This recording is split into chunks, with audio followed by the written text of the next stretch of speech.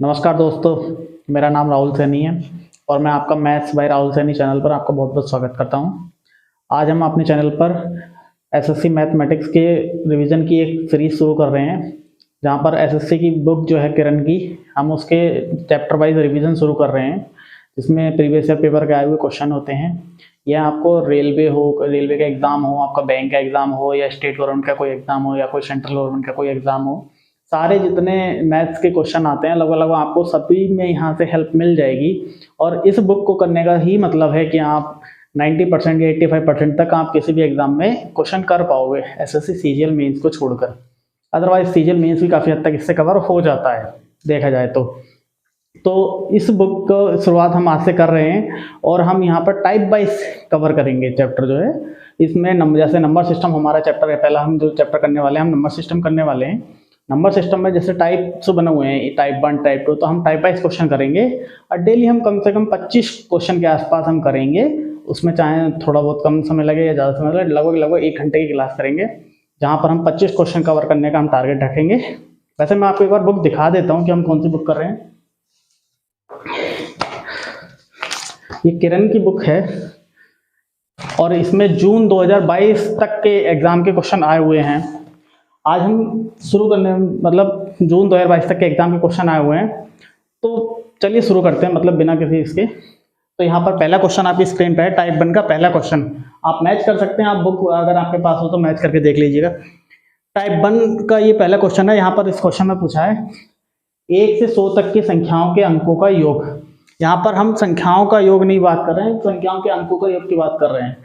तो हम इसे किस तरह से करेंगे, हम ये देखना है। क्वेश्चन को हम छोटे से छोटे उसमें करने की कोशिश करेंगे, ताकि एग्जाम में वो आपको 1 मिनट के अंदर यानी 30 सेकंड 40 सेकंड के अंदर आप क्वेश्चन कर सकें।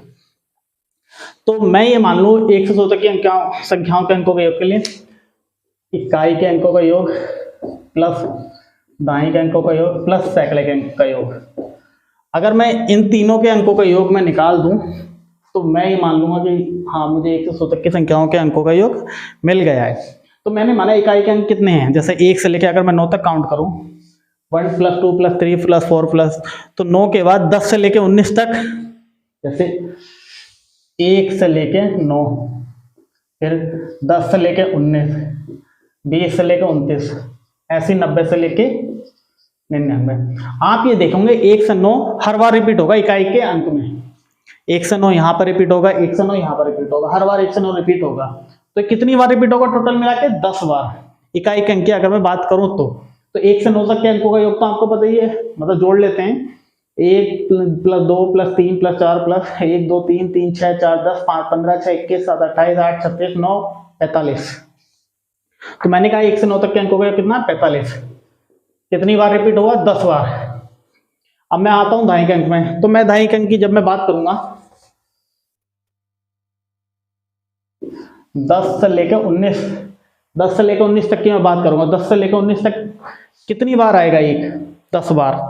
ऐसी 20 से लेकर 29 तक की जब मैं बात करूंगा, 2 कितनी बार आएगा? 20 बार। ऐसी अगर मैं बात करूं 90 से लेकर 99 तक, 9 कितनी बार आएगा? 10 बार। तो मैं ये कह दूं 1 10 बार आएगा, 2 10 बार आएगा, 3 10 बार आएगा, 4 10 बार आएगा, ऐसी 9 भी 10 बार आएगा। तो मैं कह दूं हर संख्या 10 बार रिपीट होगी। तो मैंने क्या काम करा, मैंने 10 कॉमन ले लिया। 1 + 2 + 3 + 4।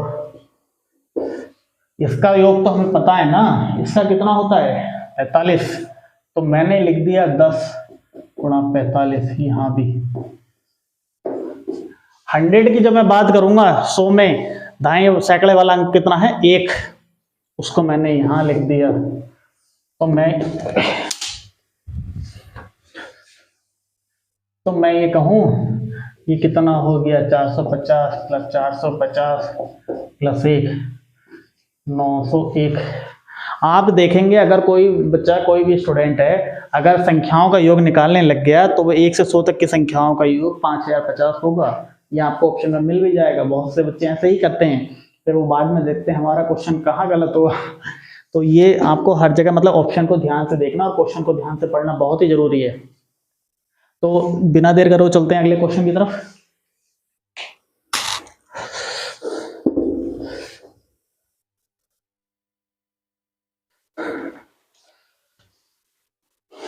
क्वेश्चन में पढ़ देता हूं एक बार। एक दो अंकों वाली संख्या में दाएं का अंक इकाई के अंक से 5 अधिक है। यदि उन दोनों अंकों के योग को 5 गुना उस संख्या से घटा दिया जाए तो उस संख्या के अंक जो है उलट जाते हैं, तो उस संख्या के अंकों का योग कितना है? ऑप्शन में पढ़ देता हूं 11, 7, 9 और 13। इस संख्या मतलब एक दो अंकों की संख्या तो हम ज्यादातर क्या मानते हैं? 10x प्लस बाई, ये हम नॉर्मल मानते हैं। क्यों मानते हैं? जैसे मैं आपको बताता हूं। जैसे मान के सपोज करो 21 है, तो मैं इसको लिख सकता हूं 2 गुना 10, 2 ढाई 20 इकाई 20 से 21। जैसे छोटे बच्चों की क्लास में सरकारी प्राइमरी स्कूल में बच्चों ने बहुत पढ़ा होगा और आप भी आपको देखने को मिल जाएगा। जैसे मैं 89 को लिखूं 8 ढाई 10 इकाई 80 9 89, तो ये क्या हो गया? ये दाएं का अंक हो गया, ये इकाई का अंक हो गया। दाएं का अंक इकाई का अंक, ध्यान इकाई। ऐसे 10x प्लस वाई, जहां x क्या है? दाएं का अंक है, y क्या है? इकाई का अंक है। तो ये क्वेश्चन करने का एक तो नॉर्मल तरीका यही है। इन्होंने कहा संख्याओं के योग का 5 गुना, x प्लस वाई का 5 गुना घटा दिया जाए 10x प्लस वाई माइनस, तो उसके अंक क्या है? पलट जाते हैं। अंक कैसे पलटेंगे? 10y plus x। यहां से मैं इस पर को x सॉल्व करके x और y की वैल्यू निकाल सकता हूं, लेकिन अगर मैं इस तरीके से ना करना चाहूं, पहले मैं इसको करके दिखा देता हूं एक बार इसे। तो ये क्या हुआ? 10x माइनस 5x और ये माइनस के 5y 4y 10y plus x। मैं इसको इधर ले जाता हूं, इसको इधर ले जाता हूं। 4x इजिकल टू कितना हुआ? 14y x अपन y 7 और 2, इन दोनों के बीच का डिफरेंस कितना है? 5। तो संख्या कितनी हो जाएगी? 7 और 2। अब इसको करने का हम एक तरीका और देखते हैं, जो हम x और y के बिना ही करने की हम इसको कोशिश करेंगे। हम देखते हैं कैसे ये बहुत आगे जाके काम आएगा, क्योंकि आगे x और y में हम कभी कभार ऐसा होता है कि हम फंस अच्छे जाते हैं। तो देखते हैं क्या हो सकता है।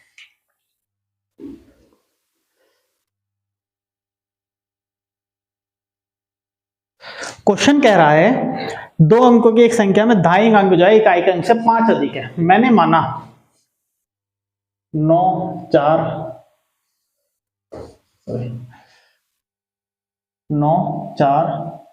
8 3 7 2 6 1। बस ये 5 संख्याएं पॉसिबल है क्वेश्चन के अकॉर्डिंग जो उन्होंने कहा है। अब मैं माइनस 9 4 13 5 65, उनके अंकों का 5 गुना मैं इसमें से घटा दूं तो कितना बटे कितना? बस ऐसे ही घटा घटा के आपको देखना। तो ये कितना बचेगा? 29। अब मैं यहां से करूं 8 3 11 5 55, 28 7 2 9 5 45, 27, ये राइट आंसर। तो 7 और 2 9, सी इज द राइट आंसर। तो हम ऐसे ही देखेंगे, हम दो जो अंकों की संख्याओं वाले क्वेश्चन होंगे हम कोशिश करेंगे ज्यादातर कि हम x और y के चक्कर में ना पड़े और ऐसे ही करने की कोशिश करें ताकि क्वेश्चन कम से कम समय में हो जाए। तो चलते हैं अगले क्वेश्चन की तरफ।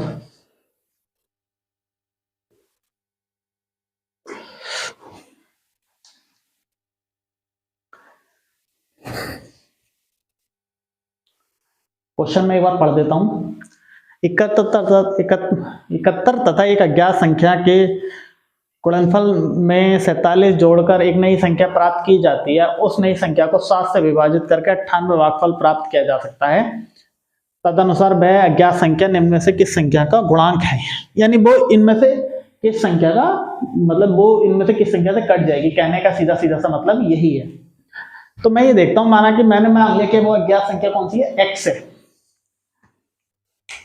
तो मैंने कहा 71x प्लस 47 इजिकल टू वो। अब मुझे करना है मैं 98 और 7 की गुणा कर लूं, उसमें से 47 घटा दूं और उसे 71 से मैं डिवाइड कर दूं। यही सीधा उसका x जो आएगा हमें इसमें से ये देखना रह जाएगा वो किसका मल्टीपल है। सीधा सीधा सा सवाल है। तो मैं अगर 71 से मैं 7 से 98 की गुणा ना करना चाहूं तो मैं क्या करूंगा? हम यहाँ पर देखेंगे लास्ट डिजिट के इससे। मैंने कहा 7 अट्ठे कितना होता है 56, लास्ट डिजिट में जब हम बात करेंगे तो कितना आया लास्ट डिजिट 6, आखिरी अंक कितना है 6। मुझे आखिरी अंक में से आखिरी अंक घटाना है, क्या घटाना है 7। जब मैं इसमें से घटा दूंगा तो 7, 6 में से 7 तो घटेगा नहीं, जाहिर सी बात है। तो जब मैं इसमें से घटाऊंगा तो मुझे 16 में से 7 घटाना पड़ेगा हासिल लेके, कितना आया 9। अब उस 9 को मैं जब 71 से डिवाइड करूंगा, उस 9 को मैं जब 71 से डिवाइड करूंगा तो लास्ट में कितना है 1। आप देख रहे हैं मैं 1 से किसी भी 9 अंक मतलब लास्ट में 9 अंक वाली संख्या का डिवाइड करूंगा तो वो 9 ही बार जा सकता है, सीधा सा सवाल है। या तो 9 बार या 19 बार, यहाँ पर 9 बार जा सकता है, 7 63 19 बार जाने का मतलब ही नहीं है, सॉरी। तो ये कितनी बार गया 9 बार। तो x की वैल्यू कितनी आई 9। जब x की वैल्यू 9 आ गई तो वो किसका गुणनफल हो गया, गुणांक हो गया 3 का। सीधा सीधा सा सवाल है, हम क्वेश्चन पे x और y मान के करेंगे ही नहीं, मतलब ज्यादा हम यहाँ पर 7 और 98 की गुणा करने की हमें जरूरत भी नहीं पड़ेगी। बहुत से क्वेश्चन हम ऐसे ही करने वाले हैं आज।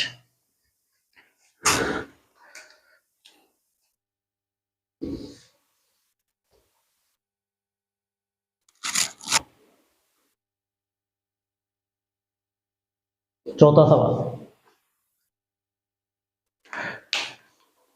3 अंकों वाली संख्या में सैकड़े के स्थान वाला अंक इकाई के स्थान वाले अंक का 2 गुना है और उसके सभी अंकों का योगफल 18 है। यदि उसके अंकों को उलट दिया जाए तो वह संख्या 396 कम हो जाती है। उस संख्या के सैकड़े वाले अंक और इकाई दहाई वाले अंक का अंतर कितना है। सैकड़े वाला अंक और इकाई वाले अंक के स्थान पर, इकाई वाले अंक तो सॉरी सैकड़े वाला अंक जो है इकाई वाले अंक के स्थान का 2 गुना है, सीधी सी बात है। अच्छा, इस क्वेश्चन को x और y मान के करूंगा तो बहुत ही ज्यादा कंफ्यूजन हो जाएगा। ऑप्शन ये है हमारे पास, दाई वाले अंक और इकाई वाले अंक का अंतर, चलो इन पे बाद में जाएंगे। हमें ये देखना है अब इस क्वेश्चन को कैसे कर सकते हैं छोटे तरीके से।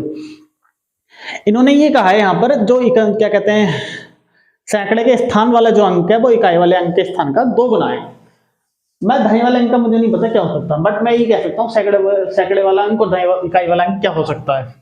मैंने कहा जब 2 गुने की बात आएगी तो वो कोई संख्या, वो जो अंक होगा दोगुना वाला जो अंक होगा वो कोई विषम अंक नहीं हो सकता, एक बात तो ये।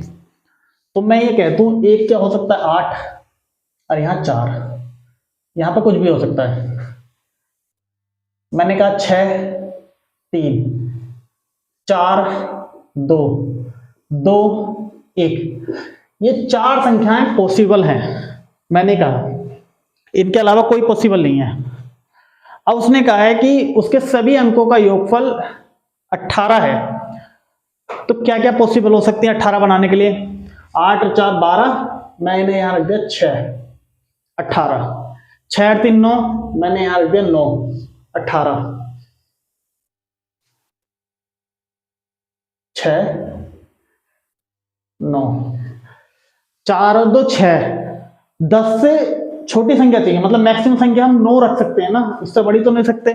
तो मैं ये कह दूं जब अंकों का योग 18 है तो मैं यहाँ 9 से बड़ी कोई संख्या रख नहीं पा रहा हूं, तो ये हो नहीं सकती है। 2 और 1 3, 2 और 1 3, 18 जोड़ने के लिए हमें 15 चाहिए, 15 तो नहीं सकता ना, एक अंक की संख्या रख सकता हूँ। तो मैं ये भी कह सकता हूँ ये भी नहीं हो सकती। तो ये 2 संख्याएं जो है यहाँ से खत्म। हमारे पास 2 ही संख्याएं बची हैं, 864 और 693। अब उसने कहा यदि उसके अंकों को उलट दिया जाए तो वह संख्या 396 कम हो जाती है। 396 कम। अब मैं अंकों को उलट देता हूं, सीधी सी बात है, -468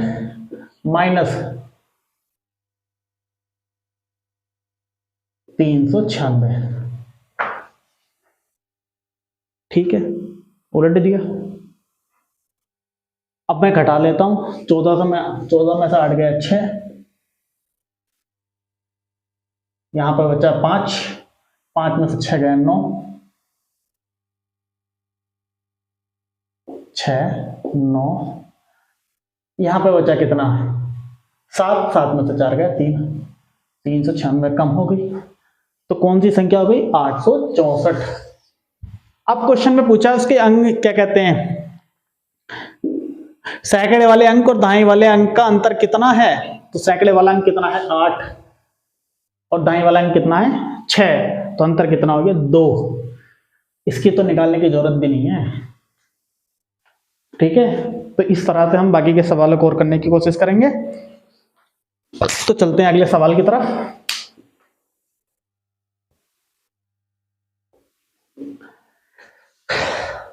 ये सवाल बड़ा ही इंटरेस्टिंग सवाल है।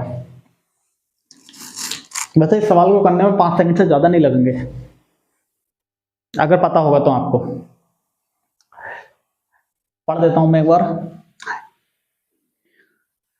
इस अंक को यदि 1 से 9 तक गुणा करें तो गुणनफल के अंकों का योग प्रत्येक दशा में इस अंक के बराबर होता है। इसका सीधा सा आंसर है 9। 9 के जितने भी मल्टीपल होंगे, कितने भी मल्टीपल, कितने से भी गुणा कर लो, उसका हमेशा सम कितना आएगा 9। चाहे 9 आप 9 ले लो, 18 ले लो, 27 ले लो, यहां तक कि 3 डिजिट की मल्टीपल आप ले सकते हैं।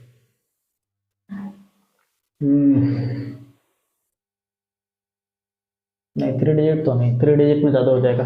2 डिजिट में, मतलब 2 डिजिट में 1 से 9 तक में 9 रहेंगे, लेकिन लास्ट में जब आप काट पिट करेंगे तो वो 9 के ही मल्टीपल में बैठेगा उसका सम भी। जैसे अगर मैं 3 डिजिट में मैं लेना चाहूँ तो 126, इसका भी 9 है,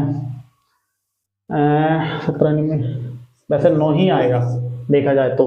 5 3 8 1 9 17 में 153 9 का मल्टीपल है, ये 14 का मल्टीपल, 14 का मल्टीपल है। तो ये बड़ा आसान है। 9 के मल्टीपल में हर समय उसके डिजिट का सम कितना रहेगा 9, उसमें कोई सोचने वाली बात ही नहीं है। अगला क्वेश्चन,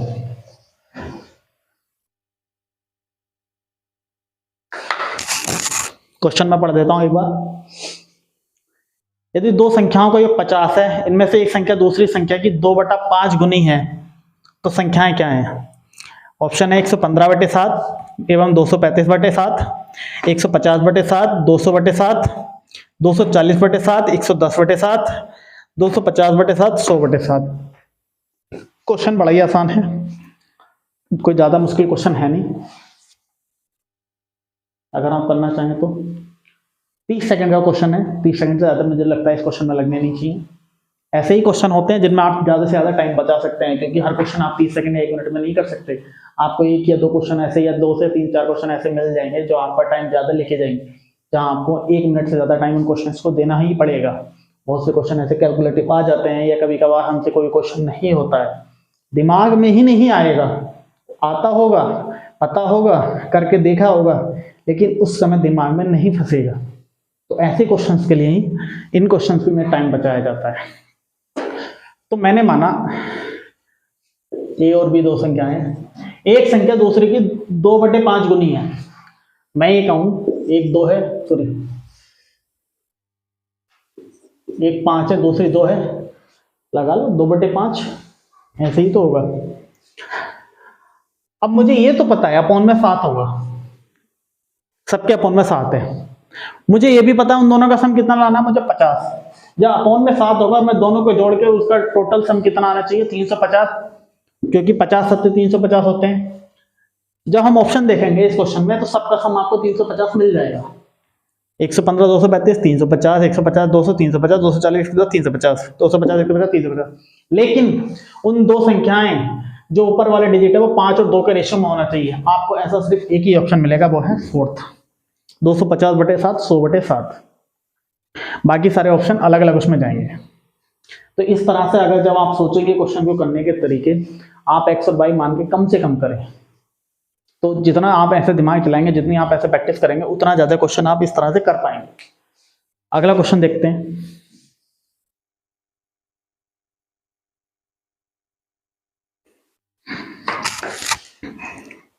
क्वेश्चन मैं एक बार पढ़ देता हूं आपको। 4 संख्याओं का योग 48 है। जब पहली 2 संख्याओं में क्रमशः 5 और 1 जोड़ा जाए और तीसरी संख्या और चौथी संख्या में क्रमशः 3 और 7 घटाया जाए तो संख्याएं समान हो जाती हैं। तो वे संख्याएं हैं, पहला ऑप्शन है 9 7 15 17, दूसरा ऑप्शन है 4 12 और 20, तीसरा ऑप्शन है 5 11 13 19, चौथा ऑप्शन है 6 10 14 18। क्या तरीका हो सकता है इसे करने का?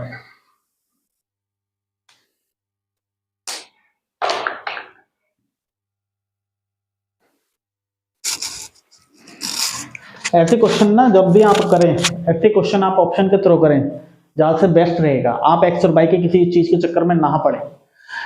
मैंने कहा जैसे इस क्वेश्चन में ये है, चार संख्याओं का योग 48 है, सबका योग आपको 48 में से मैं मानता हूं यहां पर मिल ही जाएगा, कोई बात नहीं। जब पहली दो संख्याओं में क्रमशः 5 और 1 जोड़ा जाए, 5 और 1 जोड़ा जाए, और तीसरी और चौथी संख्या में, यानी पहली में 5 जोड़ना है, चौथी में 1 जोड़ना है, सॉरी पहली में 5 जोड़ना है, दूसरी में 1 जोड़ना है, तीसरी में से 3 घटाना है, चौथी में से 7 घटाना है। मैं ऑप्शन देख लेता हूं। 9 5 14, 5 और 1 7 और 1 8, संख्याएं सारी बराबर हो रही हैं, खत्म। मैं बाकी दो चेक ही नहीं कर रहा। 4 5 9, 12 और 1 13, खत्म, मैं चेक ही नहीं कर रहा। 5 और 5 10, 11 और 1 12, मैं इसको भी नहीं चेक कर रहा। 6 और 5 11, 10 और 1 11, 14 में से 3 गए 11, 18 में से 7 गए 11, 14 is the right answer. Fourth question, चौथा वाला आंसर जो है राइट आंसर है। इस तरह से आप, इस तरह का जब भी क्वेश्चन आएगा आप उसको ऑप्शन से करने की ज्यादा से ज्यादा ट्राई करें, क्योंकि अगर आप एक्स और वाई के चक्कर में छोड़ गए, संख्याओं को मानने के चक्कर में पड़ गए, तो आप इस क्वेश्चन को नहीं कर पाओगे, आप फंस के रह जाओगे। ठीक है, अगला क्वेश्चन।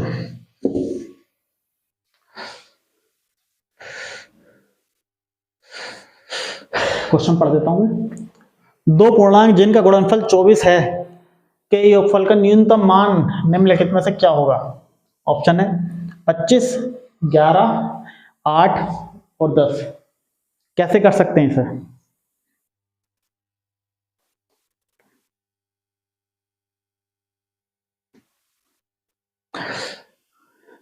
चलिए इस क्वेश्चन को करने से पहले हम कुछ चीजें जरा देख लेते हैं। मैंने कहा मैं यहाँ पे 24 तो है, 36 ले लेता हूं मैं यहाँ पे। 36 का मैं फैक्टर कर लेता हूं जरा। 1 2 3 4 6 9 12 36, दो गुणनफलों का योग मुझे ज्ञात करना है। तो कैसे कैसे कर सकता हूं मैं? 12 तो 14, कम से कम वाले बनाने हैं ना मुझे। 9 3 12 6 4 10। कोई और एक संख्या और ले लेते हैं। मैंने ले लिया 48। 1 2 3 4 6 8 12 16 24 48। अच्छा इसमें 18 भी रह गया, 36। तो 36 और 1 18 और 2 तो 3 और 4 12 और 3 9 और 4 6। कम से कम वाले होते हैं ये, जहां उनका मल्टीपल करने पर 36 आ जाए तो हम एक आगे से लेते हैं एक पीछे से लेते हैं, वही उनके गुणनखंड बनाते हुए हम चलते हैं। तो यहाँ पे 6 जो एक जैसे इवन अगर उसके सम गुणनखंड होंगे, मतलब सम संख्याओं में गुणनखंड होंगे, जैसे कि मान के चलो यहाँ पे इसके गुणनखंड कितने 1 2 3 4 5 6 7 8 9, बीच वाला नंबर हमको छोड़ना पड़ जाएगा, क्योंकि कम से कम तो 9 और 4 वाले ही हो सकता है। तो आप यहाँ देखेंगे 36 और 1 37, 18 और 2 20, 12 3 15, 9 और 4 13। कम से कम गुणनखंड कितने बैठ रहे हैं? 13। जो पास में है, जो दूर वाले हैं उतने बढ़ते चले जाएंगे। आप कहेंगे कि मैं 18 और 12 को क्यों नहीं जोड़ रहा हूँ, 18 और 6 को क्यों नहीं जोड़ रहा हूँ, 6 और 4 को क्यों नहीं जोड़ रहा हूँ? गुणा करने पर 36 भी आना चाहिए, हमें ये देखना है। ऐसे इसमें हम देखते हैं तो 1 और 48 49, 24 और 2 26, 16 3 19, 12 4 16, 8 से 14। तो जो मिडिल में है यहाँ पे इवन नंबर, मतलब सम संख्या उसमें 1 2 3 4 5 6 8 9 10 है, तो लास्ट बीच वाले दो एक साथ ले लिए जाएंगे। तो जो बीच में है वो न्यूनतम वाले होते हैं, और जो सबसे दूर हैं वो अधिकतम, मतलब ज्यादा से ज्यादा उनका योगफल उनका अधिकतम रहता है। तो इसी तरह जब हम बात करेंगे 24 की, तो मैं इसके फैक्टर करूं 1 2 3 4 6 8, 12, 24। तो जो बीच में है वो 4 और 6, जो बीच में 4 और 6 है उनका योगफल कितना होगा? उनका योगफल होगा 10, सीधा सा।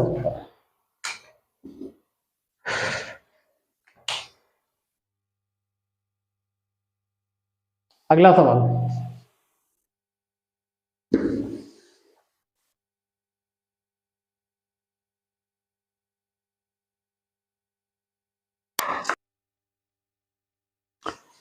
सवाल में एक बार पढ़ देता हूं।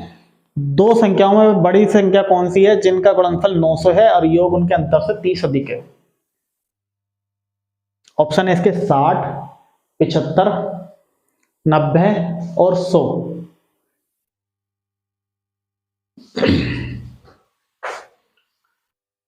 मुझे अंतर 30 से अधिक रखना है, तो मुझे ऐसे गुणनखंड ढूंढ लेने चाहिए, सीधी बात है। मैं 900 के फैक्टर कर लेता हूं।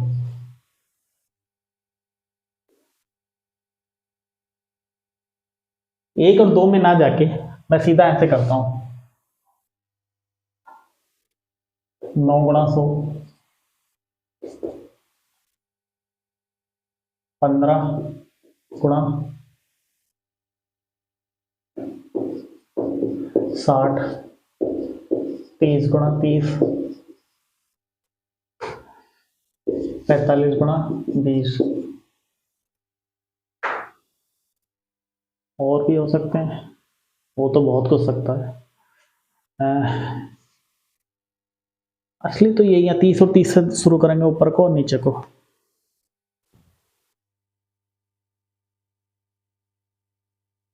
पचहत्तर तो नहीं, 75 गुणा 12,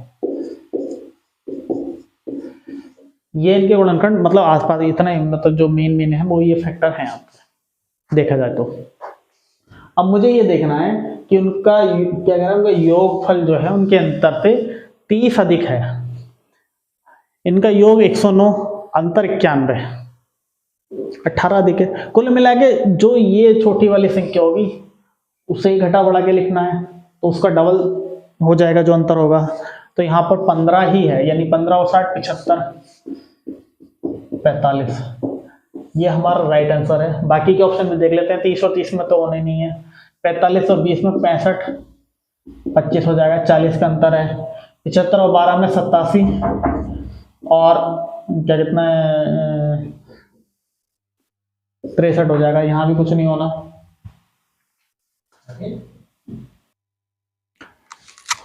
तो 15 का डबल 30 है, तो 75 और 45 सीधे सीधे आंसर है। तो यहाँ पे क्या पूछा है इन्होंने, दो संख्याओं में से बड़ी संख्या कौन सी है? बड़ी क्या हो जाएगी? 75, तो इज द राइट आंसर। अगले क्वेश्चन की तरफ चलते हैं।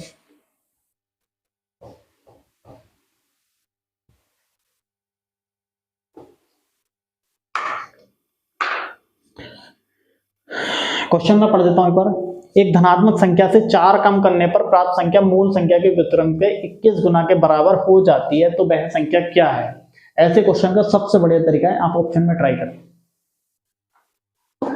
एक्स और वाई मान के करने की कोशिश ही ना करें, अगर इतना आसान हो जाए तो। मैंने कहा 4 कम करना, 3 तो हो ही नहीं सकता, खत्म। 5 कम कर, अब दूसरा ऑप्शन है 7, 7 में से 4 गया 3, 3 का व्युत्क्रम 1/3, उसका 21 गुना, 3 7 21, 7 बी आ गया। बाकी के ऑप्शन में एक बार ट्राई कर लेते हैं। 5 में से 4 गया 1, 1 का व्युत्क्रम 1 ही गया हो गया, उसका 21 गुना 21 हो गया, नहीं हो सकता। 9 में से 4 गया 5, 5 का 21 गुना 21/5 हो जाएगा। ऑप्शन क्या है? बी, 7। ऐसे जो जितने भी क्वेश्चन आपको वैसे क्वेश्चन मिले, आप ऑप्शन से ही ट्राई करें, आप एक्स और वाई मान के करने की कोशिश ही ना करें। तो अगले क्वेश्चन की तरफ चलते हैं।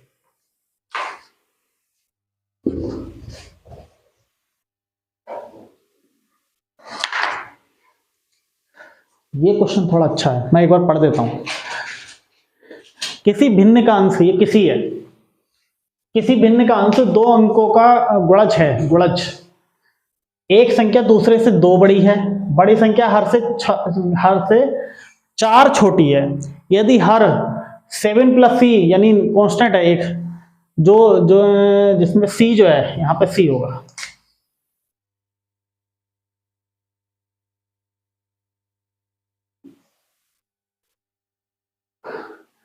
इसमें सी जो है -7 से बड़ा है, नियत है, तो भिन्न का न्यूनतम मान क्या होगा? क्वेश्चन है, काफी अच्छा क्वेश्चन है। आप इसको कैसे ट्राई करेंगे? इसमें तो x और y मानना पड़ेगा, x मानना पड़ेगा। मैंने माना भिन्न का अंश दो अंकों का गुणा है और एक संख्या दूसरे से दो बड़ी है। मैंने मान लिया एक संख्या x है तो दूसरी हो गई x+2, ये भिन्न का अंश हो गया।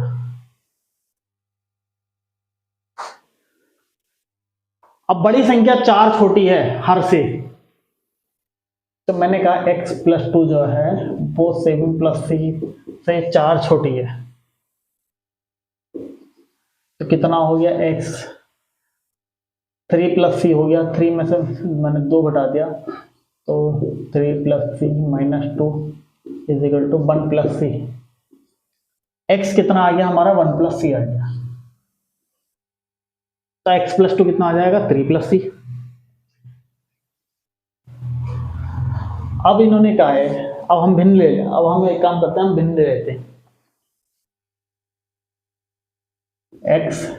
x+2 अपॉन 7+c = x कितना है यहाँ पर? 1+c, 3+c, x+2, 2 जोड़ दूंगा, 2 जोड़ने पर 3+c हो जाएगा। अब वो कह रहा है नियत है, तो भिन्न का न्यूनतम मान क्या होगा? न्यूनतम मानने के लिए हमें क्या करना है? हमें c की वैल्यू डिसाइड करेगी कि भिन्न का न्यूनतम मान क्या होगा। तो मैंने कहा आप पहले देख लीजिए,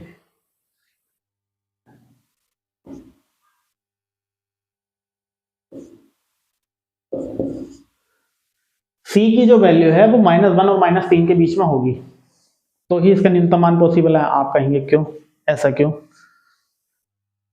मैं अगर न्यूनतम मान के लिए मैं अगर यहाँ पे -1 रख दूं तो ये 0 हो जाएगा, पूरी भिन्न 0 हो जाएगी।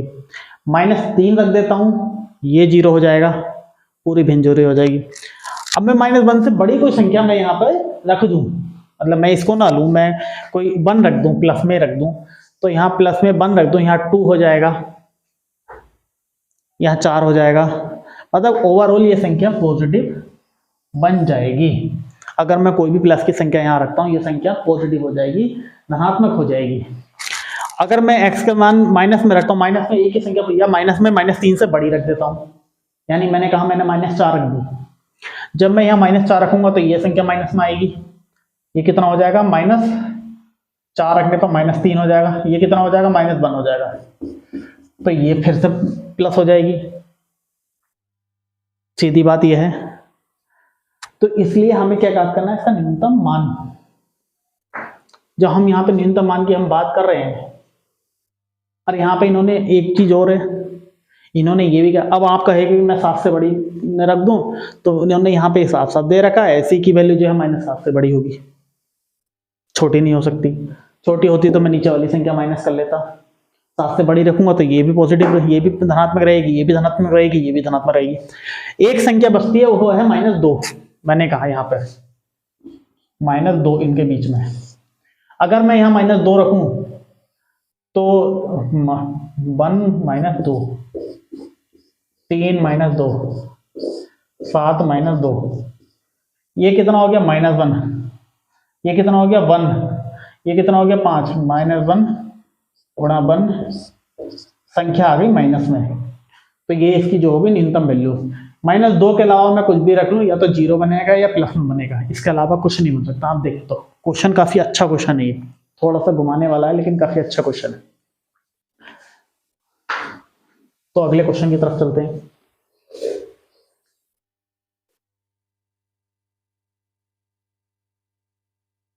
सॉरी एक मिनट, मैंने मिटा तो दिया। इन्होंने भिन्न का न्यूनतम मान पूछा है, अभी हमें न्यूनतम मान तो निकालना ही है। हमारी भिन्न क्या थी? 1+c -3+c upon 7+c। मैं यहाँ c की वैल्यू कितनी रखता हूँ? -2, तो मैं यहाँ रख लूँ 1 और -2 कितना हो गया? -1, 7 - 2 -1/5, fourth is the answer. Correct है। अब चलते हैं अगले क्वेश्चन की तरफ।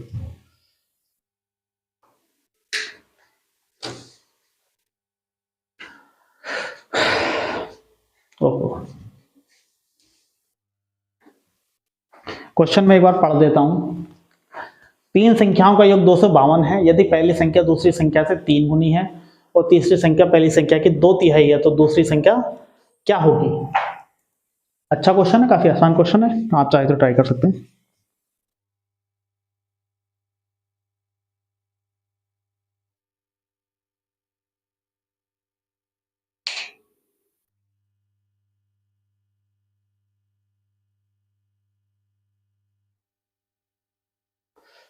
तो देखिए, मैंने माना तीन संख्याएं ए बी सी, तीन संख्याएं हैं। तीन संख्याओं का योग 252 है। योग पर हम बाद में जाएंगे। पहली संख्या दूसरी संख्या से 3 गुनी, पहली संख्या दूसरी संख्या की 3 गुनी है, की होगा। मैंने माना दूसरी संख्या 1 है, तो पहले कितनी होगी? 3। और तीसरी संख्या पहली संख्या की 2/3 है, तो 3 का 2/3 आप जानते हैं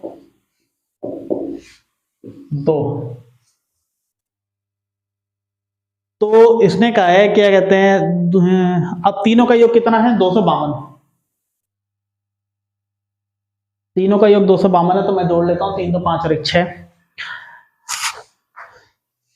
252 बटे 6, 6 चौक 24, 6 दूनी 12, एक का कितना आ गया? 42। पूछा कितना है? दूसरे का कितना आ गया? 84। एक की वैल्यू 42 है, तो दो की कितनी होगी? 84। Fourth is the right answer.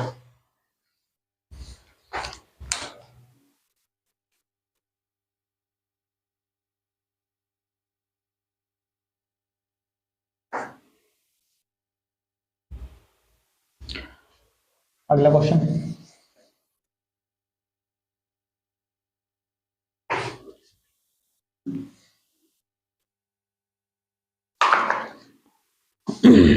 Question एक बार मैं पढ़ देता हूं। दो संख्याओं का गुणनफल 48 है। इनमें से यदि एक संख्या एक तिपहिया साइकिल के पहियों की संख्या से किसी पक्षी के पंखों की संख्या और आपके हाथ की अंगुलियों की संख्या की 2 गुनी के योग को भाग देने से प्राप्त संख्या के बराबर है, तो दूसरी संख्या याद करें।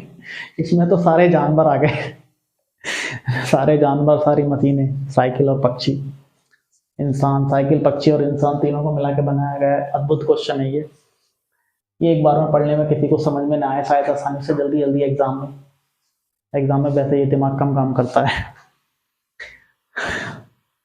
तो देखते हैं, इनमें से यदि एक संख्या एक तिपहिया साइकिल के पहियों की संख्या, तिपहिया साइकिल में पहिए कितने होंगे? 3। संख्या से किसी पक्षी के पंखों की संख्या, पक्षी के कितने पंख होते हैं? 2। और आपके हाथ की अंगुलियों की संख्या के 2 गुनी के योग को, 2 पक्षी के हो गए, हाथ में कितने हो गए? 5। 5 × 2 डिवाइडेड बाई 3।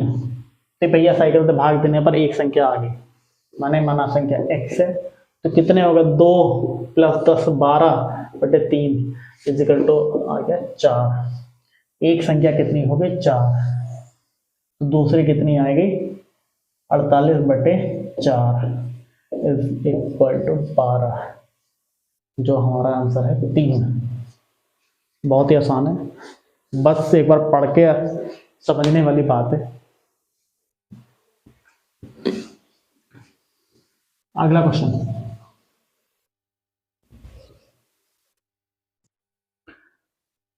अब आते हैं हम अगले क्वेश्चन पे। क्वेश्चन में एक बार आपको पढ़ देता हूं। किसी दो अंकों की संख्या का दाहिने का अंक इकाई के अंक से 7 अधिक है। यदि हम संख्या में से 63 घटाएं तो प्राप्त संख्या नई संख्या अपने अंकों की अदला बदली कर मतलब हो जाती है, उसके अंकों की जो है अदला बदली हो जाती है। संख्या का पता लगाएं। क्वेश्चन में कुछ नहीं है, आप देखोगे तो आप ये देखो, क्या कहते हैं, इस क्वेश्चन को मैं 5 सेकंड 10 सेकंड के अंदर कर सकता हूं। कैसे? बात चल रही है 63 घटाने की, एक ऑप्शन ऐसा है, इसका ऑप्शन सुन लीजिए पहले आप, 81, 18, 63, 26। नहीं, ये ऑप्शन 63 नहीं होगा, ऑप्शन ये 62 है बुक में। आप 63 भी कर लो, कोई खास फर्क पड़ेगा नहीं। तो क्या कहते हैं, 62 और 26 है। अब ये जो है बात चल रही है 63 घटाने की, उनमें से एक ही संख्या ऐसी है जो 63 से बड़ी है, बाकी सारी 63 से छोटी हैं। मैं 3 ऑप्शन यही काट दूंगा, सीधी बात तो यही है, पहला आंसर हो जाएगा। अगर हम दूसरा और भी देखें, इन्होंने कहा है जो इकाई दहाई वाला अंक है वो इकाई वाले अंक से 7 अधिक है।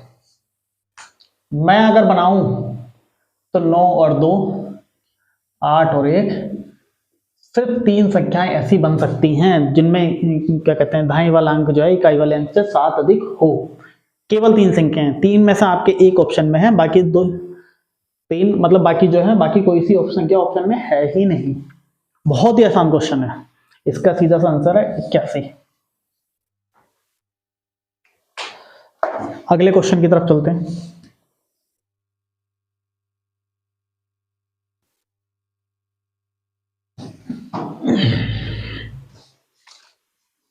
क्वेश्चन में आपको एक बार पढ़ देता हूं। किसी कॉलेज में 1/5 लड़कियां और 1/8 लड़कों को एक सामाजिक शिविर में भाग लिया जाता है। भाग लिया, कॉलेज में कुल कितने भाग छात्रों में कितने छात्रों ने शिविर में भाग लिया। कहने का मतलब यह है किसी कॉलेज में 1/5 लड़कियों ने भाग लिया, 1/8 लड़कों ने भाग लिया, तो कुल कितने छात्रों ने शिविर में भाग लिया। ऑप्शन है हमारे 13/80, 2/13, 13/4, 4/15।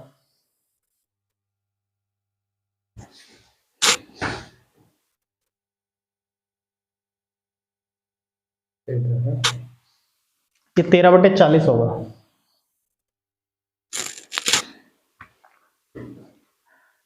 तो इसका सीधा सा मैंने कहा 1/5 लड़कियां हैं, 1/8 मैंने 40 एलसीएम ले लिया, 8 + 5 13/40, सीधा सा आंसर है। ये आंसर हो गया सी, 13/40।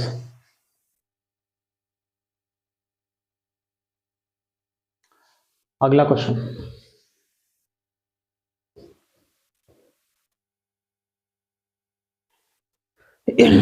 यह क्वेश्चन काफी अच्छा है।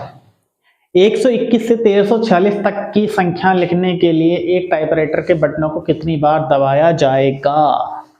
यानी 121 में कहने का मतलब यह है 121 में टाइपराइटर पे 3 बार दबाया जा रहा है, 3 बटन दबाए जा रहे हैं।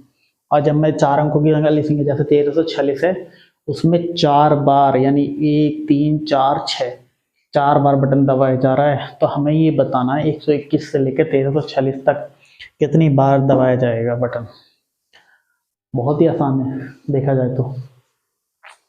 मैं ये कहता हूं 121 से 999 तक 3 अंकों वाली संख्याएं हैं। फिर मैंने लिया 1000 से लेके 1346 तक।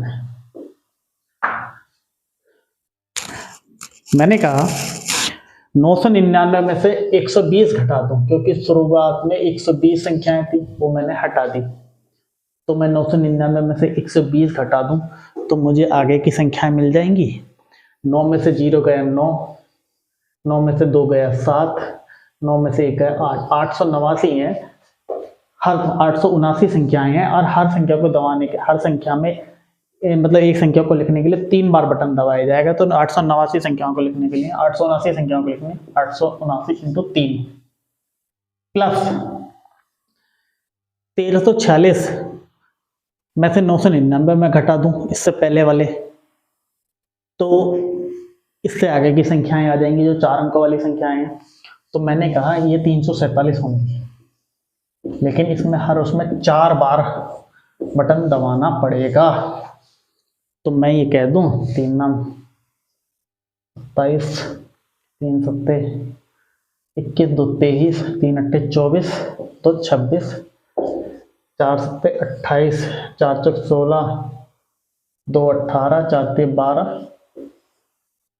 8 और 7 15, 3 और 8 11 और 1 12, 6 और 3 9 और 1 10, 2 और 1 3 और 1 4, 4025। D is the right answer. ऐसे क्वेश्चन बहुत ही आसान हो जाते हैं, अगर आप खुद से सोच के करेंगे तो इनको बहुत ही जल्दी कर लेंगे। यहाँ पर तो थोड़ा सा टाइम लग रहा है क्योंकि मैं आपको बता भी रहा हूँ, लेकिन आप जब आपके दिमाग में ये चीज़ चलेगी ना तब इतना टाइम नहीं लगता है, तब आप सोचोगे और करोगे तो ये क्वेश्चन आपके 30 से 35 सेकंड या 40 सेकंड तक हो जाते हैं, इससे ज़्यादा टाइम नहीं लगता है। अगले क्वेश्चन पे चलते हैं हम।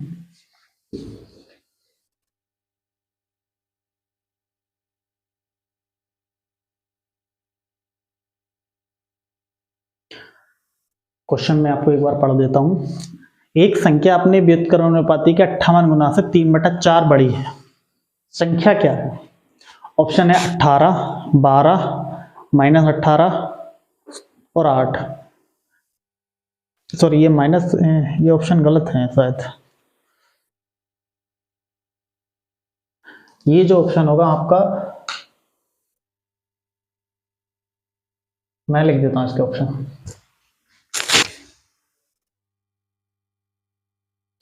-8, -12, 12, 8। ये इसके 4 ऑप्शन ये हो जाएंगे, ये नहीं होंगे। एक संख्या अपने व्युत्क्रमानुपाती के 58 गुना से 3/4 बड़ी है। मैं ये कहता हूं संख्या बड़ी है 3/4, यानी दो संख्याओं का अंतर 3 मतलब जो 3/4 बड़ी है ना, ये प्लस की संख्या है। मैं ये कहता हूं वो संख्या भी प्लस में होगी, क्योंकि प्लस में से प्लस का घटाएंगे तो प्लस का ही आना चाहिए। मैं ये कह रहा हूं, मैं इस जब ये संख्या 3/4 बड़ी है तो ये माइनस वाले दोनों ऑप्शन मैं यही खत्म कर दूंगा। इन दोनों ऑप्शन तो मैं आंसर आने की सोचूंगा भी नहीं, क्योंकि संख्या को घटाने पर जो आ रहा है 3/4 बड़ी है, यानी ये प्लस की एक चीज है। तो जो बड़ी संख्या होगी x मान लिया, उसमें से कोई संख्या y घटाई, ये 3/4 आ रहा है। सीधी बात तो यह 3/4 बड़ी है। एक संख्या अपने व्युत्क्रमानुपाती का 58 गुना से, व्युत्क्रमानुपाती का 58 गुना, ये मैंने कह लिया। अब मैं ऑप्शन करके करना शुरू करूंगा। सबसे बढ़िया चीज, x और y के चक्कर में पड़ ही नहीं रहा। मैंने 12 लिया, 12 का व्युत्क्रमानुपाती 112, 1/12 इंटू 58। व्युत्क्रमानुपाती के 58 गुना से 3/4 बड़ी है। 12 माइनस 1 ये चीज है, 8 माइनस 58/8 एक ये चीज है। अब मुझे क्या लाना, 3/4। 12 से 12 गया 144, माइनस 58, जो भी आएगा बहुत बड़ा आएगा, 3/4 नहीं आएगा कुल मिला के। 8 8 64, 64 में से 58 जाएंगे 6/8। सीधी बात है, जब 6/8 आएगा तो मैं इसी को 3/4 कह दूंगा और हमारा आंसर भी इसी के साथ हो जाएगा, आंसर डी। संख्याओं का अंतर अगर प्लस में आ रहा है तो संख्या, कोई भी संख्या जिस हम संख्या की बात करेंगे वो माइनस में हो ही नहीं सकती है, इसलिए मैंने ये शुरू के 2 ऑप्शन काट दिए थे। इसलिए ऑप्शन एक बार पढ़ना बहुत जरूरी है क्वेश्चन पढ़ने के साथ, क्योंकि ऐसा हो सकता है आप जल्दी में हो, आपके पास 10 15 20 सेकंड बचे हों लास्ट क्वेश्चन करने के लिए, तो आपको वहां पता होना चाहिए कि हमें कौन से ऑप्शन काटने। तब आप तुक्का भी लगाएंगे ना तो आपके 50% चांस में रहेंगे। जब आप 4 में से एक तुक्का लगाते हैं तो 25% रहता है, अगर आप 2 में से एक लगाएंगे तो आपके उसके सही होने के चांस 50% रहेंगे कम से कम। तो आप इस चीज को ध्यान में रखें, ऑप्शन को जरूर पढ़िए, ऑप्शन की बहुत वैल्यूज अपने आप में। तो अगले क्वेश्चन की तरफ चलते हैं।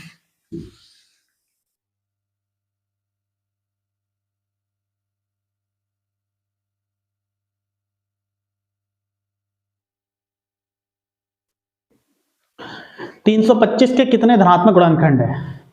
जब बात गुणनखंडों की आई गई है तो मैं आपको कुछ दिखा देता हूं। मैंने माना 24 के मैं गुणनखंड कर लेता हूं, 1 2 3 4 6 24। कितने हैं? 1 2 3 4 5 6 7 और 8, 8 हैं टोटल। अब मैं इसके फैक्टर वैसे ही कर लेता हूं।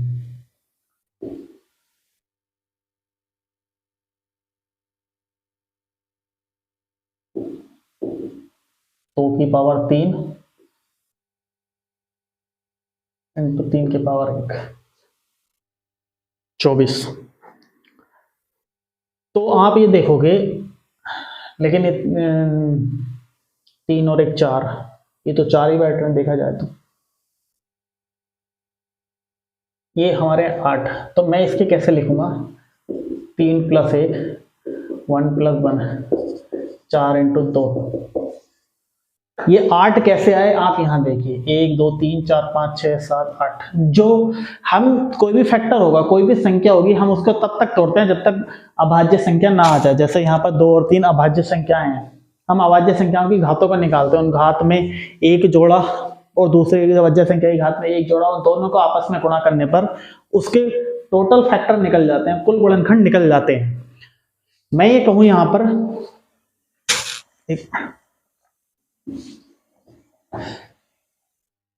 मैं ये कहूं P एक संख्या है,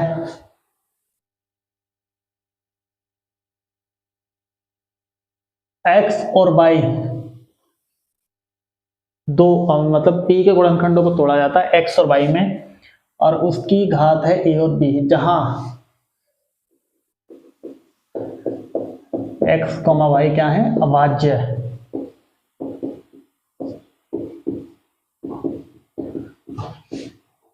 अभाज्य संख्याओं तक तोड़ा जाएगा तो P के गुणनखंड क्या होंगे?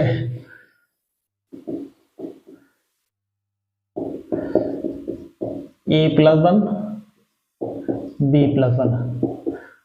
इसको आगे तक भी बढ़ा सकते हैं। अगर मैंने कहा X Y अगर Z की पावर C होती है तो C + 1 मैं यहां लिख दूंगा, ऐसे ही मल्टीपल होता चलेगा। हमें किसी भी संख्या को तब तक तोड़ना होता है जब तक वो उसके अभाज्य संख्याओं के वर्गखंडों में न टूट जाए। जैसे अब बात करते हैं 325 की।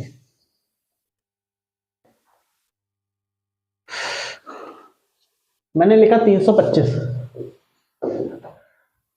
325 को मैं तोड़ू, जब लास्ट में 25 है तो सीधी सी बात है, 25 से तो कट ही जाएगी। 125 जैसे 25 से ही जाएगी 15 बार, नहीं 13 बार, 13 इंटू 25। मैं इसको लिख सकता हूँ 5 की पावर 2 13 की पावर 1। तो इसके टोटल गुणनखंड कितने हो जाएंगे? 1 + 1 2 + 1 2 इंटू 3 6। चलिए देख भी लेते हैं इस चीज को। मैंने 325 लिखा, 1 5 15 से नहीं कटेगा, 25 नहीं, 1 5 13 आया, 13 25 और हमारा आया ये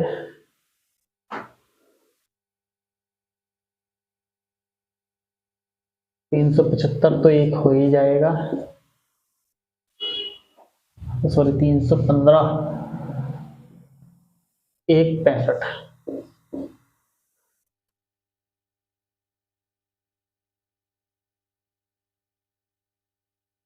315 सॉरी 325 है ना, हाँ 1 65।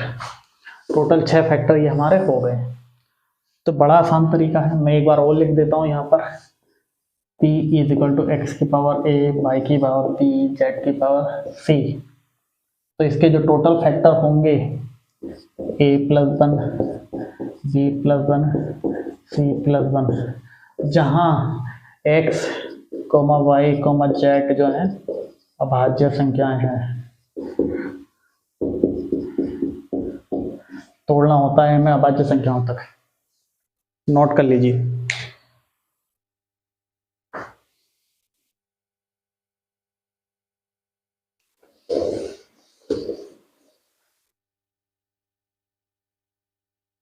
अगला क्वेश्चन,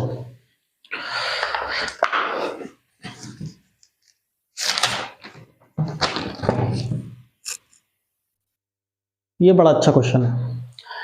433 गुणा 456 गुणा 45 n का इकाई अंक n+2 है, तो n का मान क्या होगा? आपके ऑप्शन है 1, 8, 3 और 6। इकाई के अंक की बात आएगी तो हम इकाई के अंक में ही चलेंगे। मैंने कहा 6 3 18, 6 गुणा 3 गुणा n, और लास्ट में क्या आना चाहिए? n+2। सीधी बात ये है, मैंने इसको इस तरह से लिख दिया। मैंने कहा 6 3 18, 18 में लास्ट में आया 8। अब मैं यहाँ पे क्या करूँगा? मैं n की वैल्यू स्प्लिट करके देखूंगा। अगर मैं n की वैल्यू 1 रखता हूँ तो यहाँ 3 हो जाएगा, तो 8 ही करना 8, लेकिन यहाँ 3 आ रहा है, नहीं है पॉसिबल। मैं यहाँ 2 रखता हूँ तो यहाँ 4 आ जाएगा, 8 दूनी 16, वहाँ 6 आ रहा है, यहाँ 4 आ रहा है। मैं यहाँ 3 रखता हूँ तो यहाँ 5 आ जाएगा, 8 3 24, वहाँ 4 आ रहा है, यहाँ 5 आ रहा है। मैं यहाँ 4 रखता हूँ तो यहाँ 6 हो जाएगा, 8 4 32, वहाँ 2 आ रहा है, यहाँ 6 आ रहा है।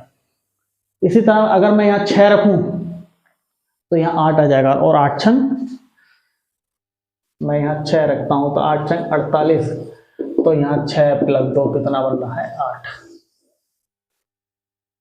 तो लास्ट वाला अंक जो बन रहा है वो 8 है, तो n की वैल्यू क्या होगी? 6। दिमाग में ऐसी चीजें एकदम क्लिक होनी चाहिए। आप जितना कम पेन चलाओगे, जितना वर्बली क्या कहते हैं, वर्बली वो करोगे, क्या कहते हैं, कैलकुलेशन करोगे, उतना ज़्यादा आपके लिए अच्छा है। हो सकता है आपको शुरू में थोड़ी सी प्रॉब्लम आए कि हाँ मुझे ये नहीं आ रहा, मुझे टेबल याद नहीं हो रहा, या मुझसे मल्टीप्लिकेशन नहीं हो रहा, या मुझसे गुणा नहीं हो रही, भाग नहीं हो रही, लेकिन धीरे धीरे करके जब आपको इसकी आदत पड़ जाएगी तो उसके बाद आपके लिए बहुत आसान लगने लगेगा। लिखें कम से कम, जितना कम लिखोगे उतना ज़्यादा फायदे में रहोगे, जितना ज़्यादा लिखोगे उतना ज़्यादा टाइम लगेगा, और हमें कम से कम टाइम खर्च करना है। तो चलते हैं अगले क्वेश्चन की तरफ।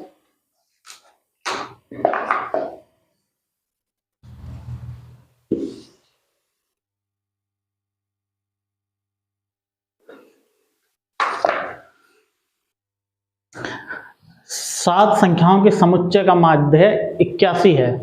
यदि किसी एक संख्या को हटाया जाता है तो शेष संख्याओं का माध्य 78 हो जाता है, तो हटाई गई संख्या का मान क्या है?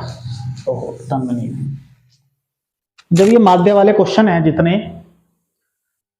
मैंने कहा माध्य मतलब औसत, कुल मिला के कहा जाए तो 7 संख्याओं का औसत कितना? 81 है। मैंने कहा सारी संख्याएं 81 हैं, 7 संख्याएं 81, हर एक संख्या कितनी? 81 है।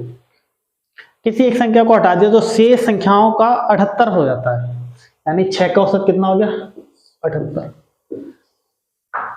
मैंने कहा आप इस तरह से समझिए, जो 7वीं संख्या थी वो मैंने 78 निकाली, 7वीं संख्या मैंने 78 बाहर निकाली, 78 तो बाहर आया, लेकिन 6 संख्याओं का, सॉरी 7वीं संख्या थी जो मैंने 81 थी मैंने वो बाहर निकाली, वो 81 तो बाहर गई, लेकिन 6 संख्याओं से 3 लेके गई, तो कुल मिला के कितने लेके गई? 18 + 18। इन 6 संख्याओं में से वो 3 3 लेगी, तभी तो ये 78 बची। तो 8 और 1 9, 8 और 1 9, 99 आंसर है। हम मान लेते हैं कि सबसे बड़ी संख्या 81 थी, उसके बाद औसत एवरेज 78 आ गया, तो यहाँ से एक 81 हमने बाहर निकाली थी, लेकिन वो कुछ संख्याएं अपने साथ में ले गई। वो कितनी संख्याएं साथ में लेगी वो इसमें दिख रहा है, हर संख्या से 3 कम हुआ है, तो एक तो 81 गई है, वो पूरी संख्या गई है, लेकिन बाकी 6 में से 3 3 ले गई, तो बाकी 6 में से 18 वो ले चुकी है। तो टोटल मिला के देखा जाए तो एक संख्या 99 जो बाहर हुई, वही आंसर है। आज की क्लास में हम 20 क्वेश्चन ही करेंगे, क्योंकि काफी हमने जरूरत सोचा था, जितना सोचा था उससे ज़्यादा टाइम आज लग चुका है। हमने सोचा था हम ज़्यादा क्वेश्चन करेंगे, लेकिन थोड़ा ज़्यादा टाइम लग गया, क्योंकि समझाने में थोड़ा सा टाइम लग रहा है। हालांकि ये क्वेश्चन जो 20 क्वेश्चन थे कायदे में, तो ये 15 से 20 मिनट में ही हो जाने चाहिए थे। 20 मिनट, कम से कम 15 से 20 मिनट मान लो, इससे ज़्यादा टाइम तो इनमें नहीं लगना चाहिए था, लेकिन कुछ चीज़ें बताने में, कुछ चीज़ें समझाने में इनमें टाइम लग ही जाता है। तो हम डेली जो है अब इसी तरह प्रैक्टिस करेंगे। पहले नंबर सिस्टम की प्रैक्टिस करेंगे, उसके बाद धीरे धीरे किरण की बुक में जितने चैप्टर आएंगे उसी तरह से हम प्रैक्टिस करते ही चलेंगे।